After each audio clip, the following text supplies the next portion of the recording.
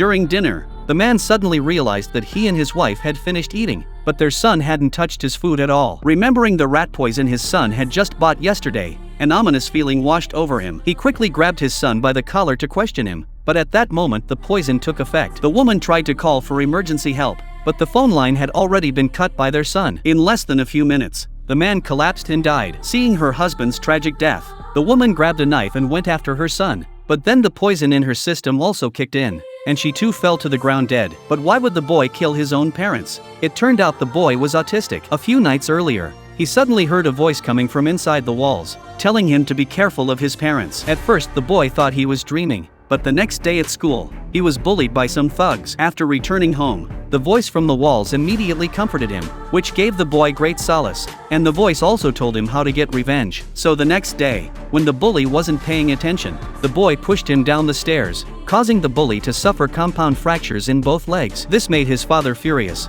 and he locked the boy in the basement. It was pitch dark there, and the boy was terrified at first, but then the voice spoke in his ear again. She said she was actually the boy's sister, who had been locked up here by their parents all along, and that their parents were murderers who had killed a little boy before and buried him in the yard. To find out the truth, the first thing the boy did after being released was to check the yard, and to his surprise, he actually dug up a human skull. However, his mother saw everything. Despite the boy's desperate attempts to explain that he was just picking pumpkins, it still aroused his mother's suspicion. Later, his mother clearly overheard the boy's call for help to his teacher. That night, the boy also saw his parents seemingly discussing how to get rid of him. This made him unable to sit still any longer, so he put rat poison directly into the next day's lunch, then got the keys from his mother, planning to release his sister inside. However, he ended up releasing a monster instead. As it happened, the previous bully had brought several friends and came straight to the boy's house for revenge. But they didn't know there was a monster there, and as soon as they entered, they were taken out one by the creature. Just as the boy was about to be in danger,